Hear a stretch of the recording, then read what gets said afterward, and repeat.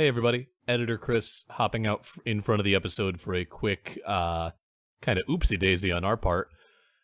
We recorded this episode in which we talk a whole lot about the upcoming Sonic the Hedgehog movie on the day after that the trailer was announced. Unfortunately, we also recorded it before the follow-up tweet from the movie producers saying that they're going to be changing the character model. And we had a couple points in this episode talk about welp, we know that the model's kind of set because animation takes time and money, and boy, we look foolish now. I just wanted to sort of throw this out there so that those statements aren't strange and aren't without context for my opinions on the fact of the animation change. See my Twitter, I guess. But I just wanted to throw that out there because I didn't want y'all to be halfway through the episode and be like, hang on, they are changing the animation. Anyway, enjoy this slightly delayed take on the Sonic the Hedgehog trailer. Bye-bye!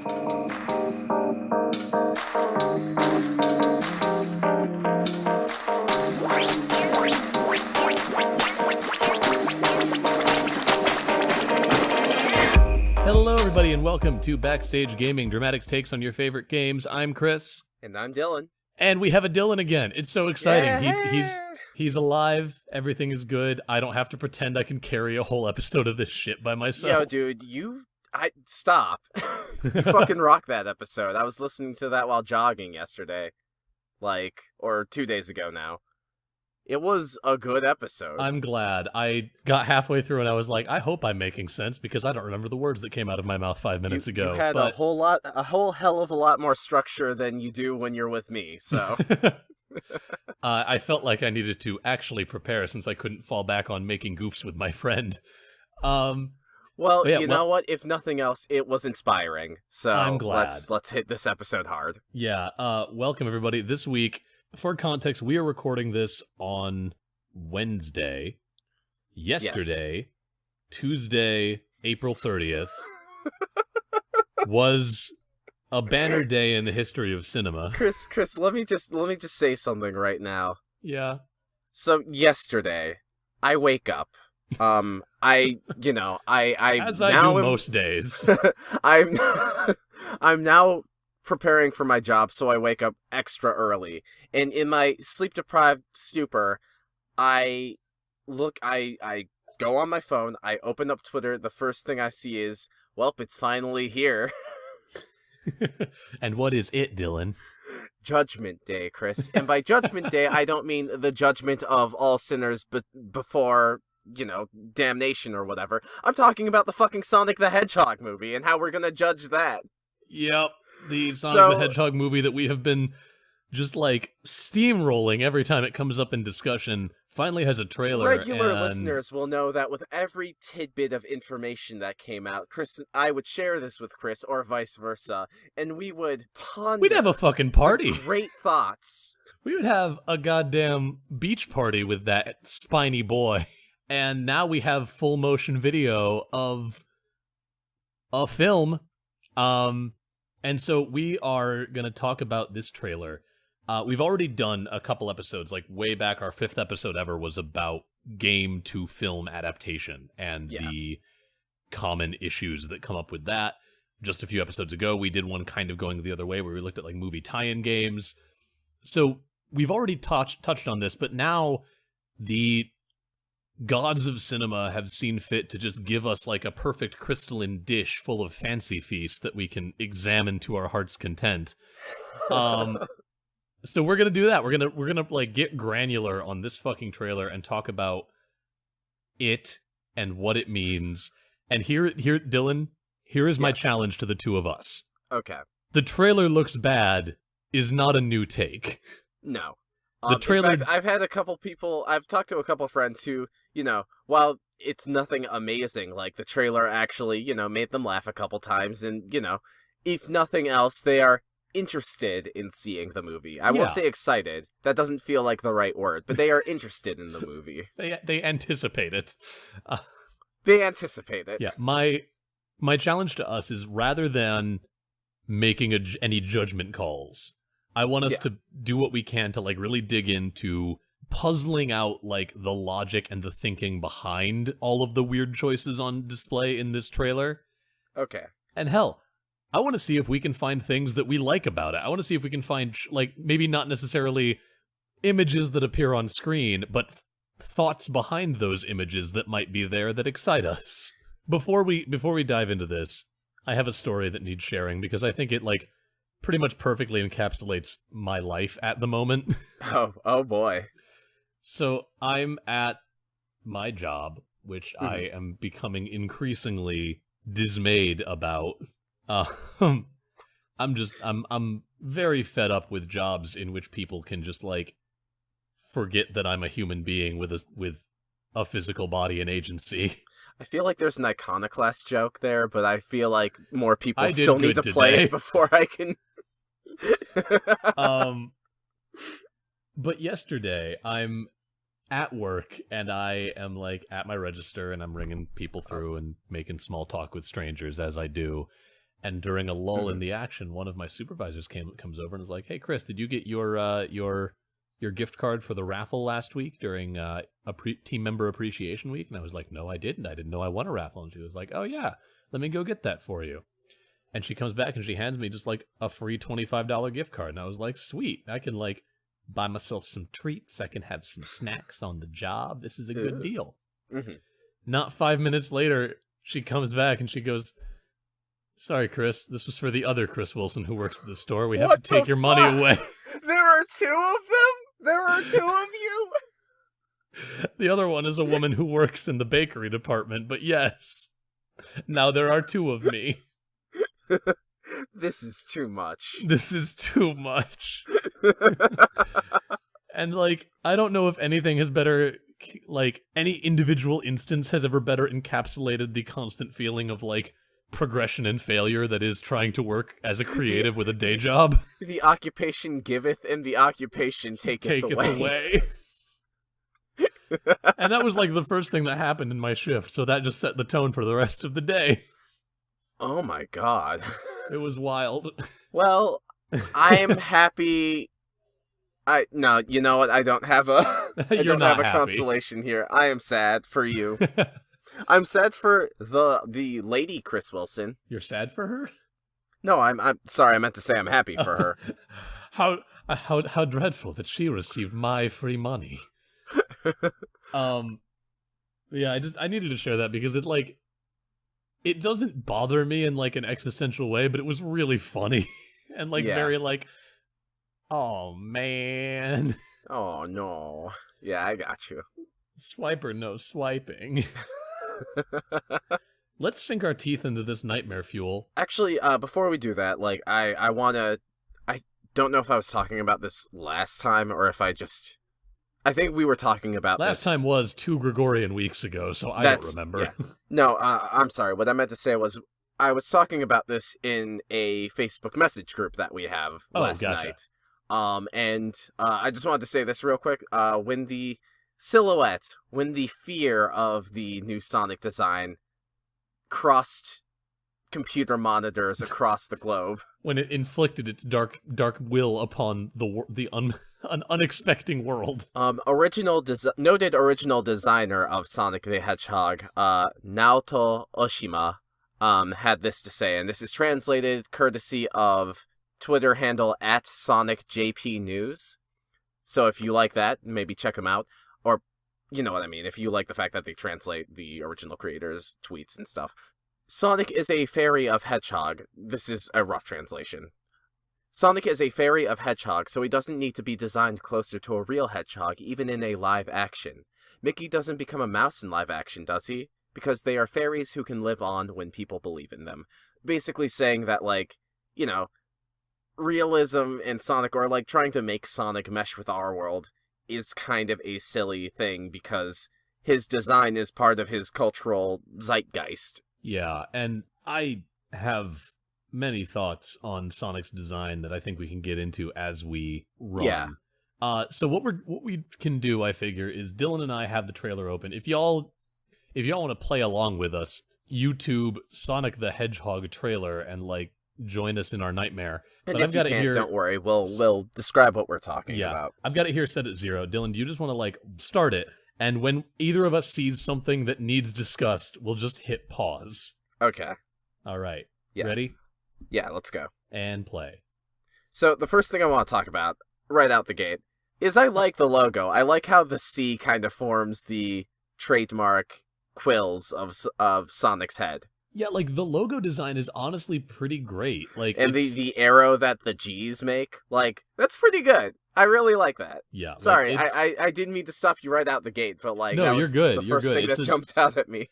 Like, the trailer, or like, the logo design is pretty good, and it captures a lot of, like, hell, even the fact that it's outlined in neon brings to mind some of the, like, more iconic stage design in some of the Sonic the Hedgehog video games. Yeah, like, there's it's neon, it's glitzy, really makes me think of the Genesis era. Yeah, like, there's something to that where, like, somebody working at this studio knew something about Sonic when it came to putting this logo together. Also, Anyway. the fucking colors. The neon blue with the red bottom, like, that's Sonic's basic design. Like, that's a decent title. All right, we found our one nice thing to say about this trailer.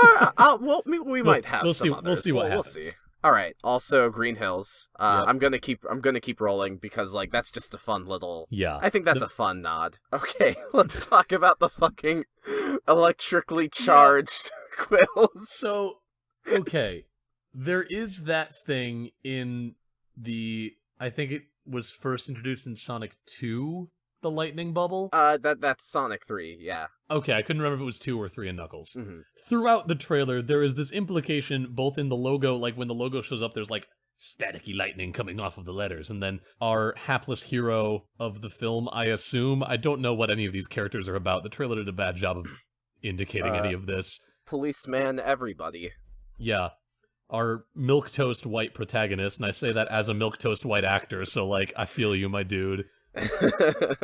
James Marsden, that's his name. Cyclops. He is a cop, and he sees a blue streak fly past him. A blue streak speed by, if you will. Yeah, that clocks his speedometer at 760 miles per hour, and then he, like, there's a shot of him, like, bending down in a grassy field to pick up an electrically charged quill. And I don't know why they're leaning on electricity so hard. It's kind of like I feel like what they're leaning on here is like the cultural affinity of, like, you know, you have the Flash. He's a super speed guy. He has a lightning bolt on his chest. Yeah. Like, there's, you know, fast as a bolt of lightning. Like, there are connections here that are being mined, but it's also like a weird thing to just, like, all right, we're making a Sonic the Hedgehog movie. What's he known for? And Timmy in the back of the meeting room was like, lightning powers. Because he's just an animal. I don't want to get too caught up on details. I realize we're, like, pretty much nitpicking right now, but, like, it's kind of weird because it's this visual thing that isn't true to the character at all. I know, it is odd. Let's keep playing. Yeah. The opening 22 seconds of this trailer, I honestly really like.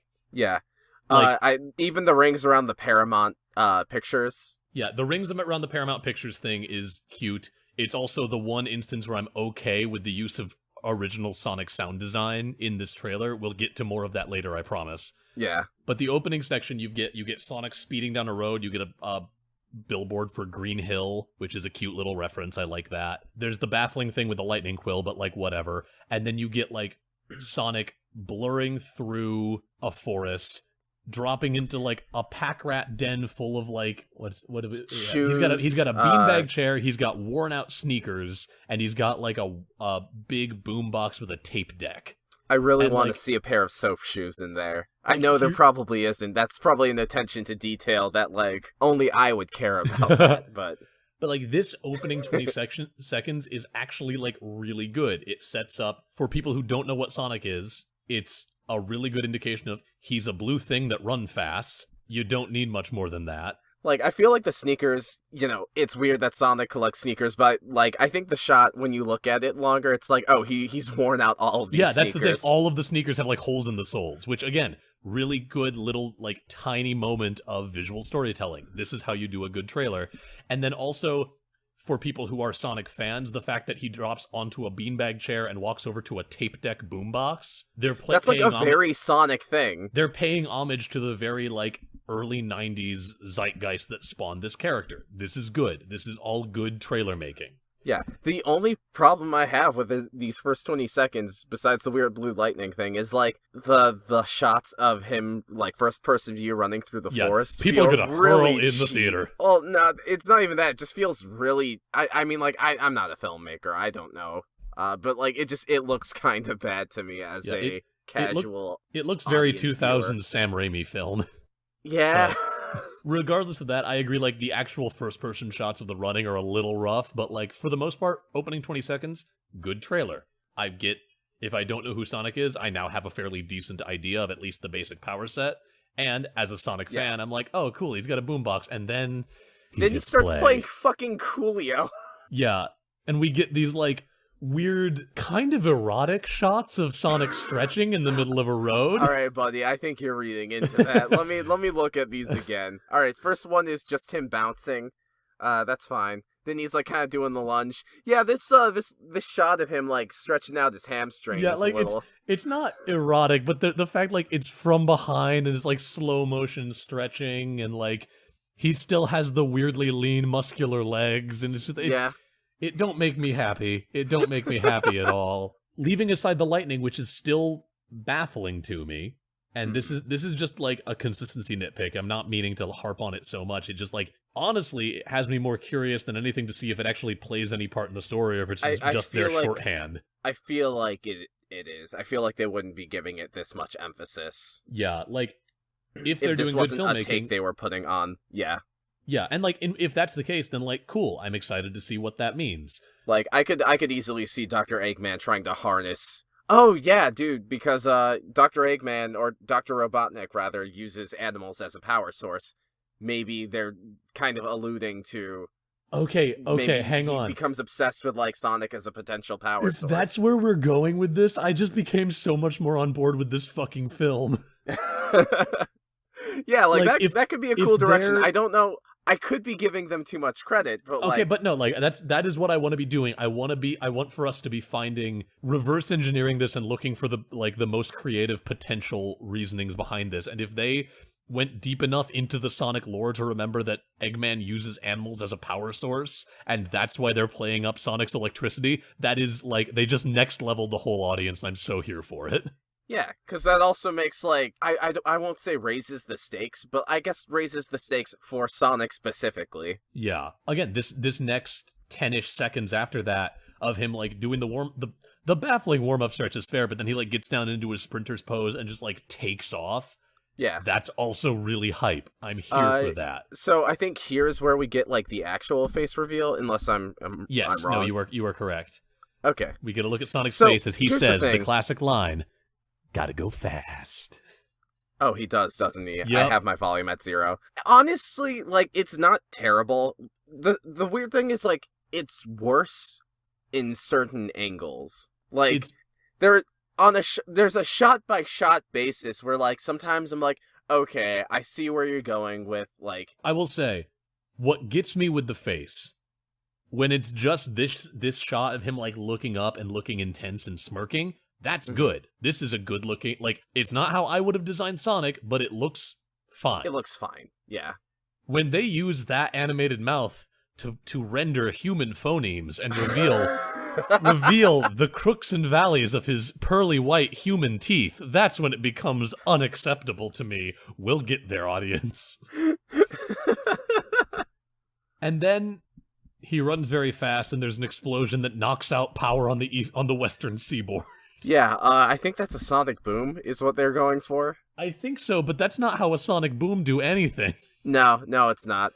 I could be thinking that because, so, for listeners who don't know, the reason why I was gone last week is because there was a family funeral I had to attend.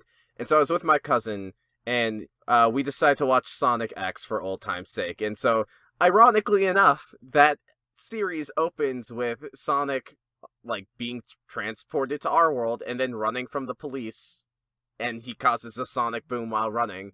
So who knows? Maybe that episode was the maybe basis. This is all homage.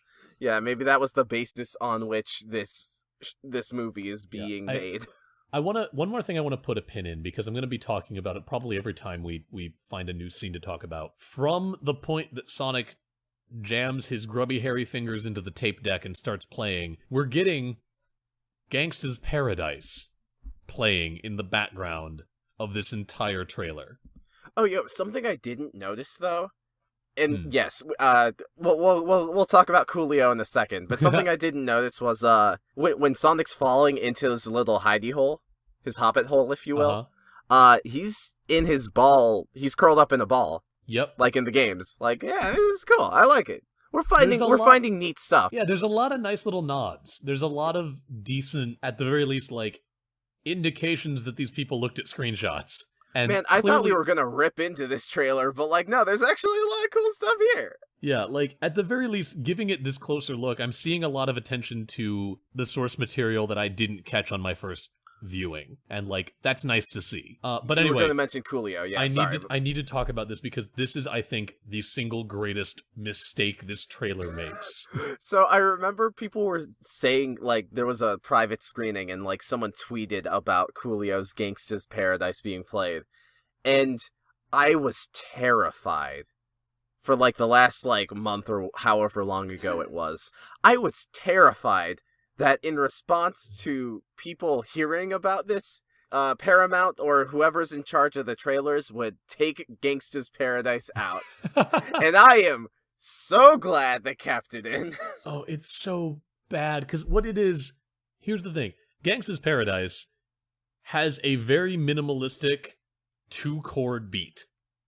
It's just like, ba, ba, ba, ba, ba, ba, ba. And when that's being rapped over, it's fine. When you're just vamping that over and over again for a 2-minute trailer, yeah, that is unforgivable. Yeah, it serves to highlight. Let's move forward. So we get the sonic boom that knocks out power. Okay, and let's talk about the most boring thing that any of these fucking like nostalgia bait movie things do. Like, we're bringing in the fucking military again. Transformers does it, like fucking Battleship does it. The military is like, we need our best man on this job to track down the source of this power surge. Let me tell you, because we are nearing the end of the 2010s, I can say this. The single most boring trend in movies I think I've ever seen in these movies is the military as not necessarily an antagonistic force, but like as its own character. Yeah,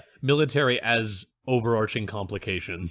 Yeah, and I think I remember, and I can't remember who said this like specifically, but I remember hearing somewhere that like there's the possibility that the military is prevalent in so many of these movies because they pay to get like that kind of push. There is an amount of that, like especially with, I know that's true of the Transformers movies. Yeah. Like the military helped to fund those films, and in exchange got like, they would use like actual military equipment for a lot of the shots and things. What's this, Lindsay Ellis?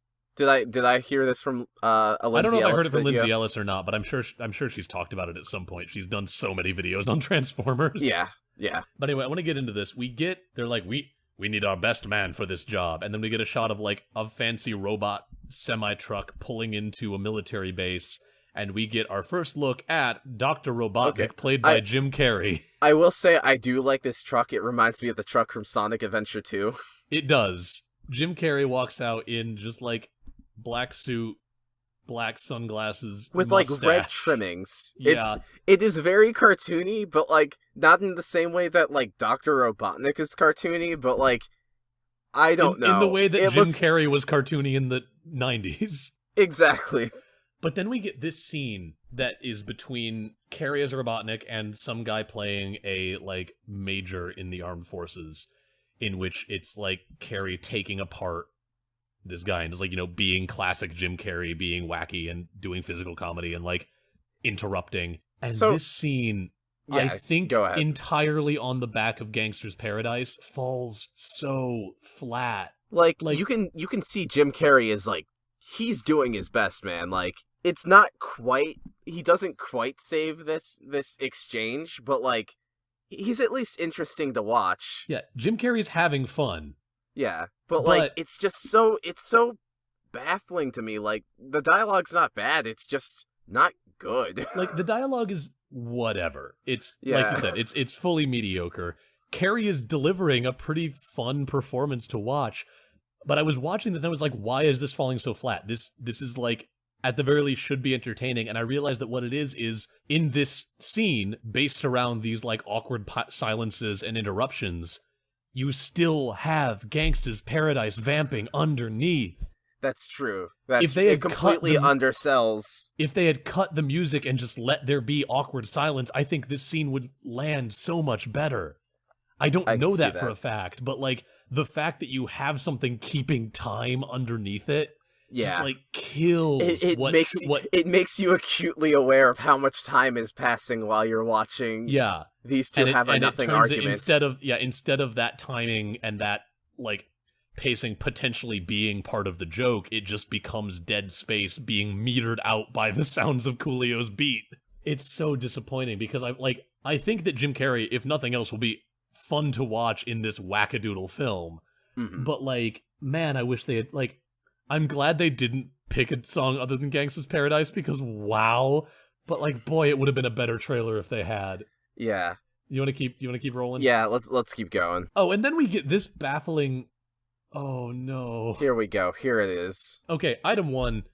The police officer we saw, Officer Cyclops, Green Hills Police Department, kicks open a door with his gun and flashlight and yells, GHPD! But he's also just like wearing a t-shirt and jeans? Maybe it's because Sonic's in like his shed or whatever. Like maybe. I'm willing to give it the benefit of the doubt, but that just feels weird. Yeah. Anyway, that's a nitpick. But then we get Sonic, and we get to watch his lovingly rendered mouth and teeth make English words. This is really where the design starts to fall apart, I think, for a lot of people. Yeah, a friend of ours, our friend Tom, who we are appearing in an episode of his Stephen King podcast coming up soon, he was tweeting that what throws him off about this is that there is a discrepancy between the level of photorealism of most of Sonic compared to the eyes and mouth. Yeah. Like, the eyes and mouth are rendered much more realistically than the rest of his fuzzy, cartoony body. Yeah. And so it looks like they've spliced human eyes and mouth onto this monstrosity, and it just looks real, like they dove headlong into the uncanny valley on that. Yeah. And then we have the teeth. Oh, the teeth. We don't need to talk too much about the teeth because I'm worried. Okay, hang on. I feel like the teeth we are need to talk about something else because I paused in his mid-shrug, and it looks like they took care not to put fur on the palms of his hands, and now I can't unsee that. Oh, that's upsetting to look at with my eyes. Are you seeing it too? I'm seeing it too. I went further. Oh no. Oh boy. And then Sonic gets tranquilized because haha, funny. Like the scream off, and a lot of people pointed this out. The scream off is a very tired gag. Yeah. Where like the two protagonists meet each other and they're like, ah. Yep, whatever. It is a thing. It communicate like for a trailer it communicates what they need to communicate. Like, yeah, and I feel like that gag is not old and tired for like someone who is 8 or 9. Yeah. Which I feel like is the target demographic of this film. Yeah. As they play Coolio's Gangsta's Paradise. And then, somehow, we transition from Sonic being shot in the leg with a tranquilizer dart to Sonic in the passenger seat of this cop's pickup truck as he tears down the road, and Sonic says, basically, it looks like I'm gonna have to save your planet. What? I've been replaying the part where Sonic leaps out. Okay, so they get attacked by Dr. Robotnik's truck, or maybe like a robot truck thing. Regardless, they get attacked by a Batnik. That's what they're called in the games. Yep. And it's Sonic kind of leaps out the back window or the roof of the car. Yeah, and they like pulse the Gangsta's Paradise. So it's like ba ba ba ba ba ba ba ba. It's like yeah, it's so dumb. And again, here's another moment of I see why they did it. As Sonic jumps out of the back of the truck, he rolls up into a ball, and you get that classic from the 1992 Sonic the Hedgehog game, vroom, sound effect of Sonic charging up his spin dash. I do But want to we're say in the real world. we have no knowledge of whether or not they're actually going to use that in the trailer. Or in the film, I mean, in the actual final cut of the movie. Maybe that was like a little like, you get it? And yeah, it's like, I really yeah, hope we they get don't, it. because it just, like, that sound effect works when you're looking at a pixelated cartoon hedgehog in a world of green stripy hills and giant mushrooms. Like, Yeah, I think even the Dreamcast games use, like, when Sonic rolls into the ball for the spin dash, I think they use a different sound effect. In fact, I'm pretty sure they use a different sound effect. and even then, like, it's still similar. It's a similar sound effect, but, like, Yeah. it's a sound effect that works because it is an abstraction of, like, what might something spinning really fast sound like? Well, I think here's the problem. It's such, like, that is one of Sonic's, like, signature things. And I feel like it's not really a sound or a motion that has any real world equivalent. Like, hearing him curl into a ball and rev like a tire, or, not a tire, but like a motorcycle revving. Like, you can't do that. That would be really wild. I mean, I don't know what the solution is, but I feel like using the sound effect. Yeah, using the Genesis sound effect isn't great. Again, maybe just a trailer thing. Yeah. Where it's like, hey, we did the thing. But it feels odd to me, and maybe it'll be in the final version, and maybe they'll find some other version. I don't know what it is, but, like, that moment feels very jarring. I'm giving this movie a lot more benefit of the doubt than I thought we were. Like, I know we have a minute left to go in this trailer, but, like, I am actually more excited for this movie now than when I was just watching it. Yeah, like, and that's kind of what I wanted to get with this, is just, like, there are things going on here that are not bad. There's a lot of unforgivable sins, like the teeth, but I think this trailer is just not a great trailer. Yeah. And I think, like, the biggest issue is, again, like, the teeth. Yeah. The biggest issue, like, that we both know won't be fixed for the final cut because animation costs money. The teeth are weird. The human face on a semi-realistic hedgehog head. Yeah, it's very odd. If it was more cartoony, if the entire design was more cartoony, that could work. But they didn't quite nail it. Yeah, no. Let's keep rolling, because there's more of this trailer that we need to dig into. Jim Carrey's having fun, though. Jim Carrey's having a great time, and I'm happy for him. Yeah.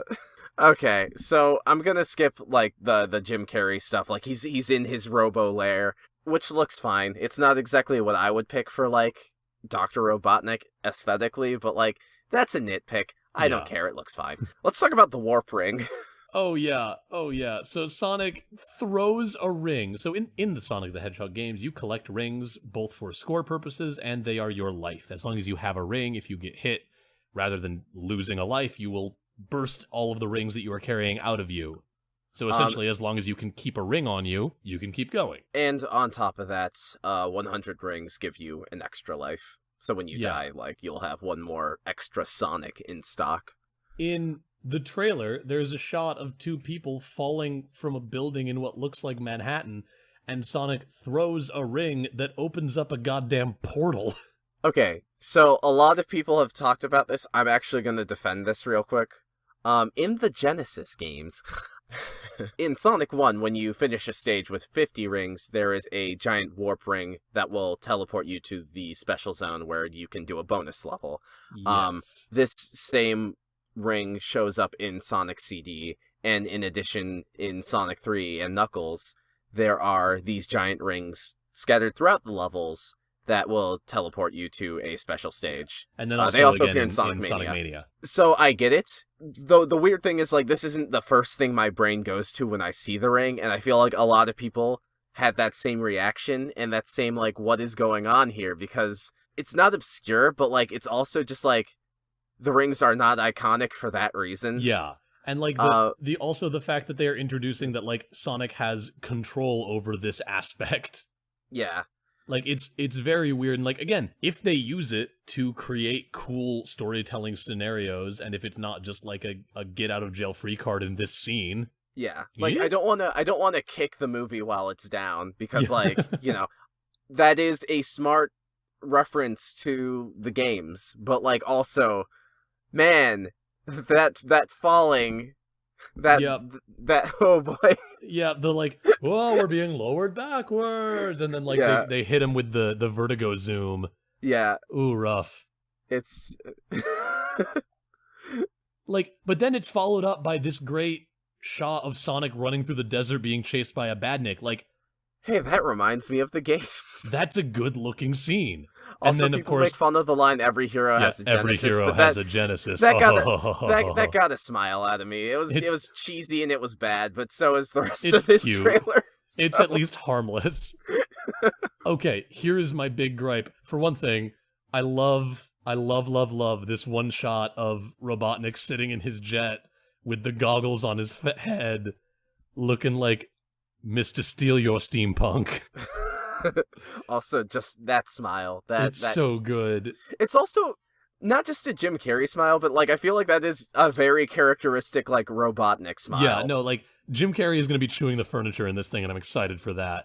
But immediately following, can we as a society, can we as a filmmaking group come up with another shorthand for a character who moves really fast than having everything else around them stand still while they crack wise? Okay, I actually like this. That was like the first legitimate chuckle I think this trailer got out of me. See, I've just seen that exact tool in every movie that involves somebody whose speed is going super fast. That's fair. And I'm tired of it. Like, not to say that it's bad, not to say, like, this is honestly just me on a soapbox right now. Okay, I think that. it's specifically the quip he makes. Like, I don't know why, but like him just checking his pedometer. The quip is funny. The quip, like, honestly, that line feels the most Sonic of almost anything in the trailer. But like, I don't think they're so fast they can literally move while everything else is standing still is interesting. Would it be better if like the missiles were still in motion as he made this quip? Yes. Okay. In all honesty, yes. Because like you got this bit in I want to say it was X-Men Days of Future Past. You get it in the Avengers Age of Ultron. Like, this is the gag whenever you have a super fast character. Yeah. And it's just, like, if you introduce that this is the degree of super fast, then, like, how do you engage any other kind of difficulty? Yeah. I definitely get that. Like, Sonic being able to time freeze does feel And off. he's not even using the Chaos Emeralds to use Chaos Control! I was going to say that. I am grateful you beat me to that. Let's keep it rolling. I'm not the one who has to take the fall. Let's keep it rolling. Yeah, okay, like, yeah, that knee slide looks a little off, but yeah, no, I think that's the trailer. And I then think we have, like, we do the get stinger. Yeah, there's the stinger where they make the joke about kidnapping a child, which is totally cool. Honestly, I'm fine with it. Whatever. Like, it's again, I think my biggest problem with it is I think that joke would land better if they cut Gangsta's Paradise earlier and let the timing play. Yeah, they do cut it, but like they waited too long. And then we get Jim Carrey looking like real robot. Okay. He's in Mushroom Hill Zone. I do want to dig into this frame. Okay, yeah. Because we've got Jim Carrey with the full frizzed out Robotnik stash, bald with the goggles, standing amidst a forest of giant orange mushrooms, which is Mushroom Hill Zone from Sonic 2. So like obviously imagine at some point, if this was he the follows movie. Sonic back to his world or whatever. Like maybe that's gonna be the final act. Maybe that'll be like the end, the cliffhanger stinger for Sonic the Hedgehog 2. But like, imagine if this was the aesthetic of the whole movie and they were leaning into this like almost Spy Kids-esque like real people but overly cartoonish environments atmosphere where Sonic wouldn't look out of place. Yeah. Like, this frame for me is honestly the most disappointing thing in the trailer because it gives me a glimpse of like a much clearer and much more consistent potential film. Yeah. And like, you know, like you said, this is here. who knows what it's going to mean for the final trailer, for the final film. They get there.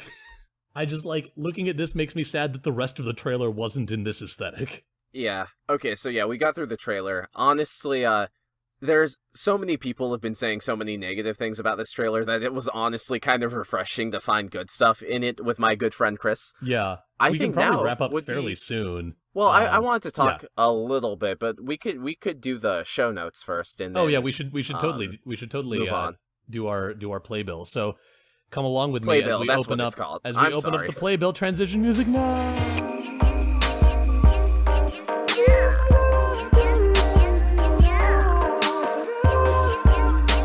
I love that transition music. It's so lovely. It's just another piece of the same song we use for everything. Yeah, but it's a good song, so whatever. We're getting mileage out of it. Thank you. Hey everyone, this is the part of the show where we talk about other projects we're working on, other things that we are involved with, and other things that you should check out because we think they're cool. Dylan, I have a problem. Yes. I don't feel like I get enough mecha anime in my life, and I feel like when I do watch mecha anime, I don't always have clear and concise breakdowns of what everything going on is. Do you have a solution for me? Oh boy, that sucks. I can't do it. I'm just kidding. Guess what, fam? Me and Coop, one of a friend of Chris and mine, we are doing a podcast called Dude, You Remember Macross, where we talk about, this 1980s anime, mecha anime called SDF Macross. And, we go into the nitty-gritty about, like, this cross-section between pop culture, idol culture in Japan, 80s Japan, the military, Japan's views on the military or a militaristic life, and, of course, giant robos, science fiction, all that cool stuff. So, if you want to hear me and a good friend of ours gush about this anime, you should give us I'm good at this. You should give us a check. Check, please. Like, comment, subscribe. I was doing so well, and then I was like, all right, Playbill, I need all this information out right in front of me. If you want to check us out, you can listen to our podcast on anchor.fm/dude, that is DUDE, you remember. We are also now on Spotify, Google Play, and Apple Podcasts. Give us those 5 stars. Yes. Also, we have a Facebook, that is facebook.com/Dude You Remember, Twitter @Dude You Remember, and you can even email us at dyrmcast@gmail.com. Man, you got such an easy email address compared to our bullshit. It's so nice. You should also go check out the Unexplored Places podcast. They are an actual play podcast produced by our friend Christine, and it is going to be involving both of us in various ways in the upcoming months. Yeah, so I'm recording with you next week, right? I think so. We're both going to be doing stuff for like a couple of their Patreon exclusive works, plus some bonus podcasts. And depending on availability, I might be just in their second season as a regular cast member. We have yet to smooth out the details, and I really want to play with Chris. So hopefully that'll be real. That'll work itself out. But yeah, you should check them out. They're super fun. Everyone involved is rad, and every time I've recorded with them, it's been an absolute blast. You can follow them on Twitter @unexploredcast. Their podcast is also available at unexploredcast.libsyn.com or on Spotify, so you should give them a follow and a listen and just enjoy all of the weirdness that comes out of that. We are also appearing in an upcoming episode of the podcast King Me with our friend Tom Lofney, where we talk about a real bad racist old sci-fi or old Stephen King movie. And oh boy, and really, George Romero's there too. Yeah, we get really, really in the weeds. But it was a fun episode to record, and it should be coming out sometime in the next week or so. I was just going to talk about how fun and uncomfortable, simultaneously fun and uncomfortable that episode is. You should also be on the lookout for 2 upcoming podcasts that are going to be featuring my dulcet tones. I can't get enough of them. I'm trying real hard to make a name for myself. I'm a contender. Be on the lookout for the upcoming podcast, The God's Head Incidental, in which I play a nervous wreck. You can follow them on Twitter @GodsHeadPod for updates about when things are going to be coming out, but we did wrap recording, at least of my section, relatively recently. So be on the lookout for that. It's going to be a great time. Or if you are looking for something in which I'm not so nervous and instead a jerk, You can follow Lockup's podcast on Twitter to be in the loop for when this podcast comes out. It is about reality TV and kidnapping, and I play an asshole. So Ooh, okay. Be ready for that. It's going to be a good time. Sounds interesting.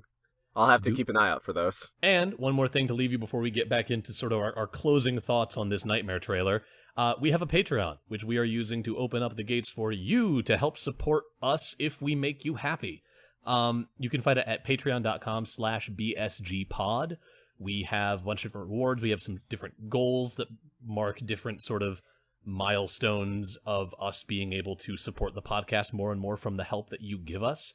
And if you enjoy what we have to say, if you like listening to us and you want to show us some love, that would be a fantastic way to do it. We appreciate every single patron that we get, because the more we get, the more we are going to be able to reinvest back into making this show and any other shows we decide to make the best things that they can be. And now let's bounce back into talking about Sonic. All right, quick questions, Chris, because I feel like this is an interesting question that any one single person will have a different response to. Mm-hmm. What is Sonic? I don't care. Okay, well, damn. All right. Here's the deal. Mhm. It does not matter to me the deep lore behind what Sonic be. Well, not necessarily Sonic, but like, you know, is Sonic a mascot for Sega? Oh, Is okay, Sonic I like get what you meant. I thought you meant Mhm. like in fiction. No. Okay. Different Like, question.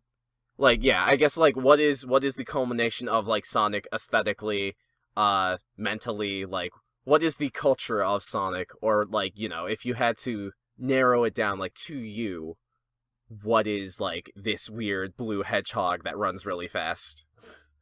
I think Sonic is at its core, if I had to get to like a core, I don't want to call it purpose because that's like not quite the right word, but I'm not coming up with a better word for what I mean right now.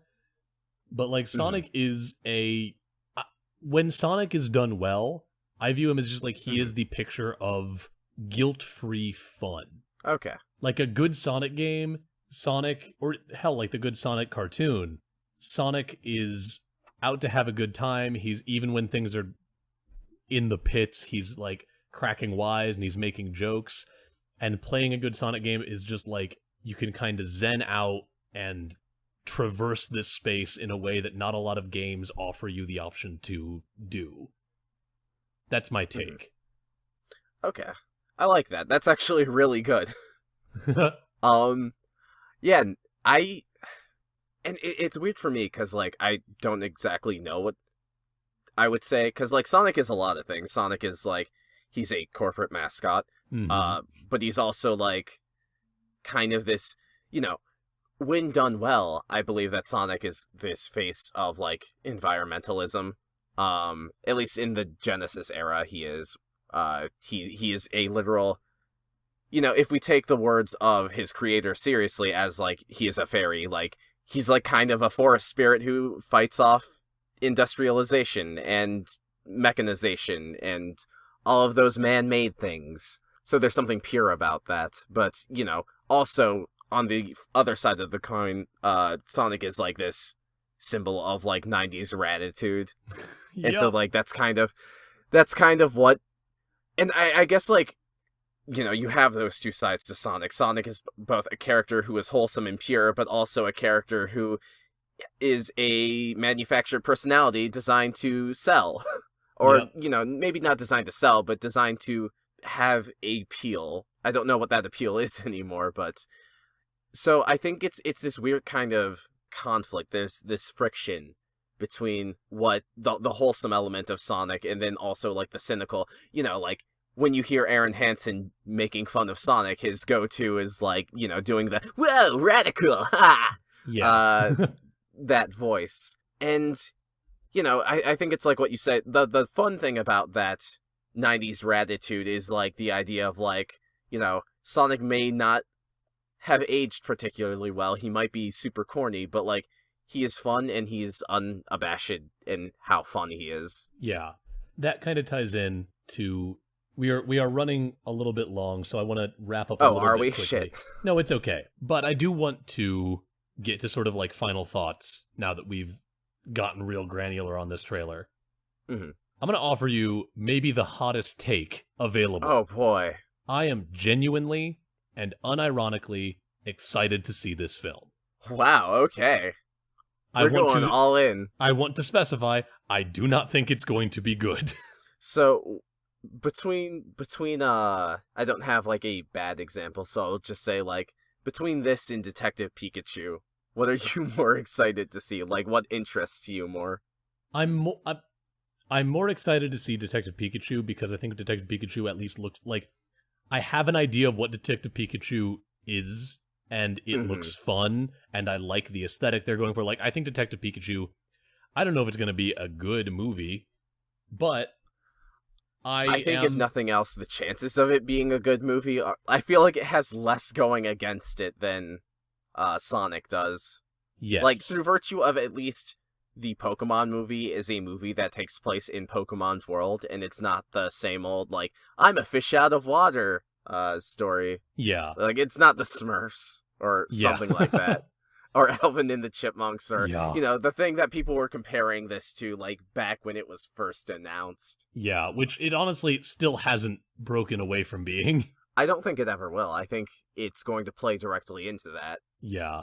But, like, having looked at this trailer and having, like, identified at least hints of a love for the franchise underneath the kind of overall mess.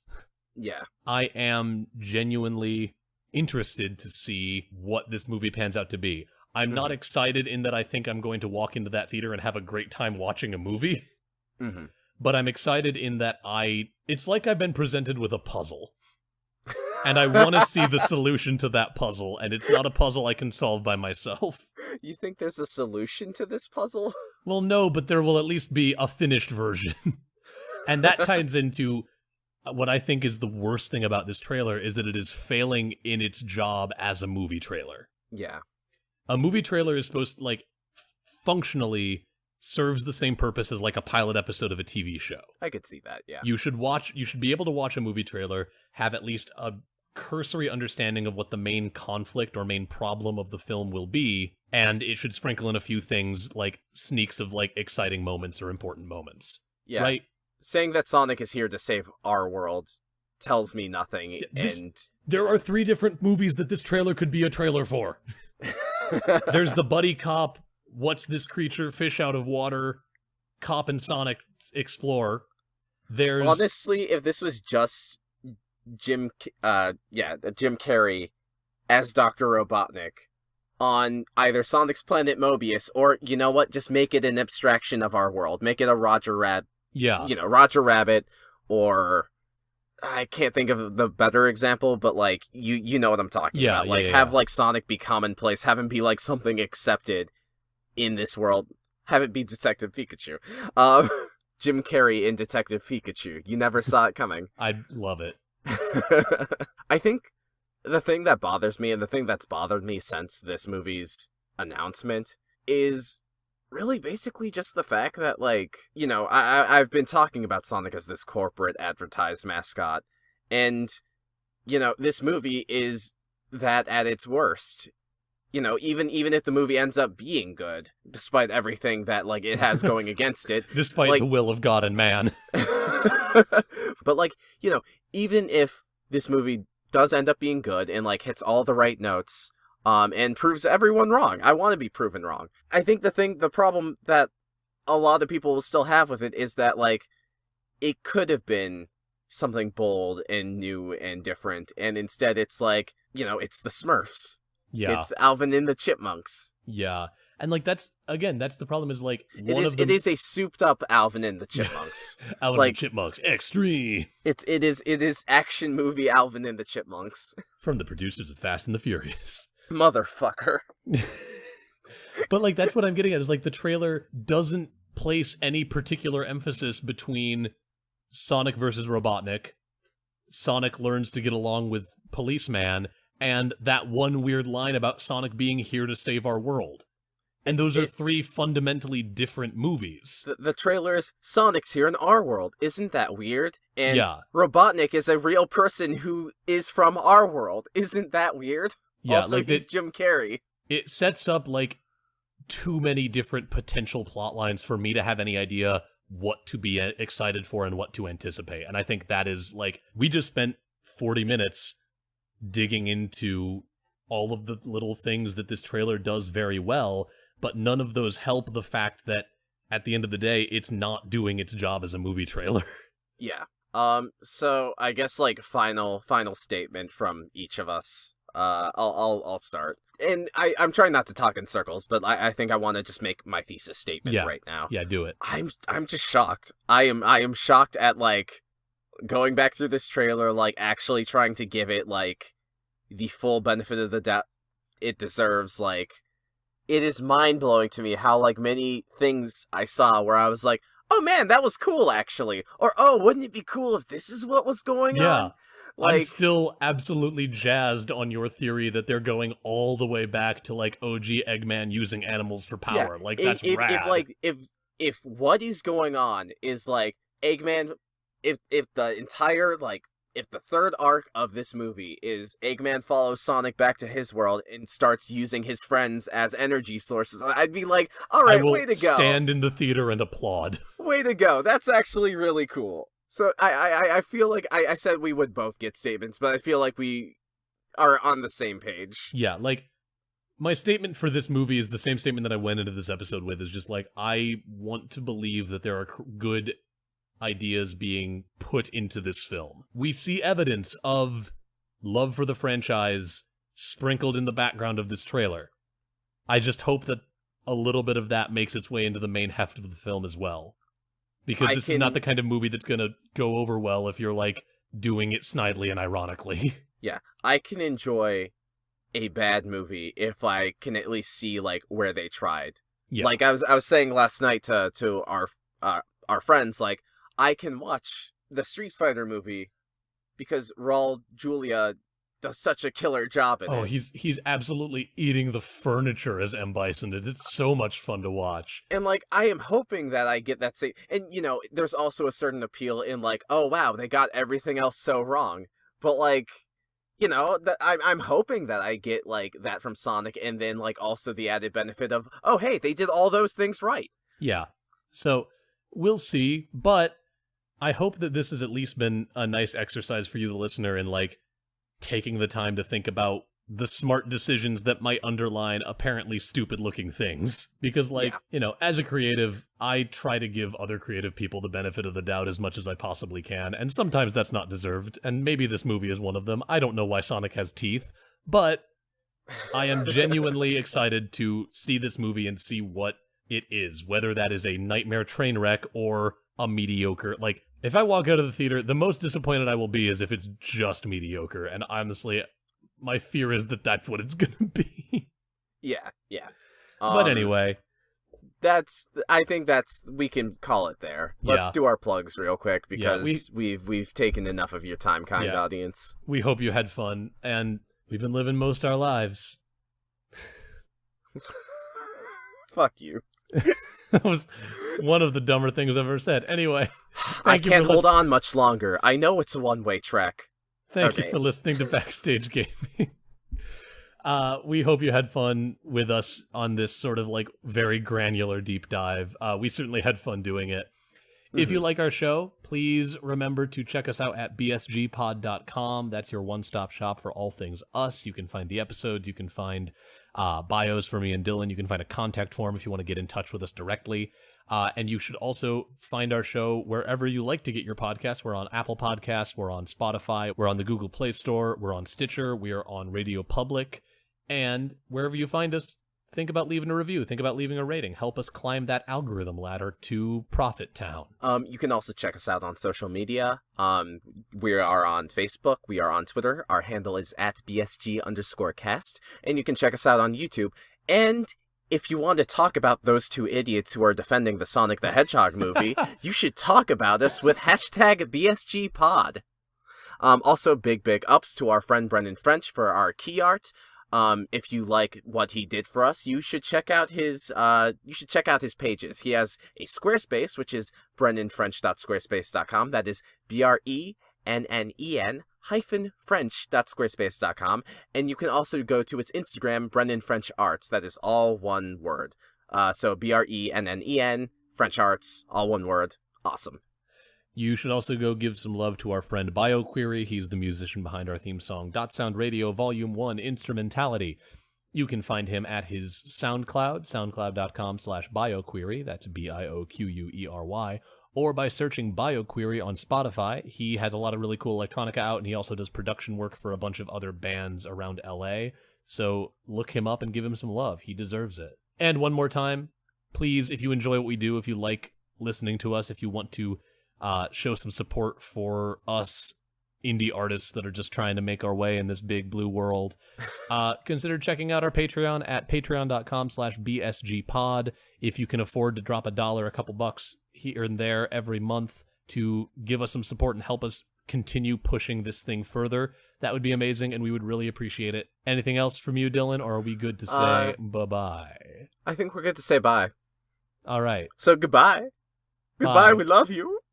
Just remember, I don't know why I can't ever say goodbye like a normal fucking person, but here we go. Goodbye. Goodbye I got now. places to go. Gotta follow my rainbow. Bye-bye!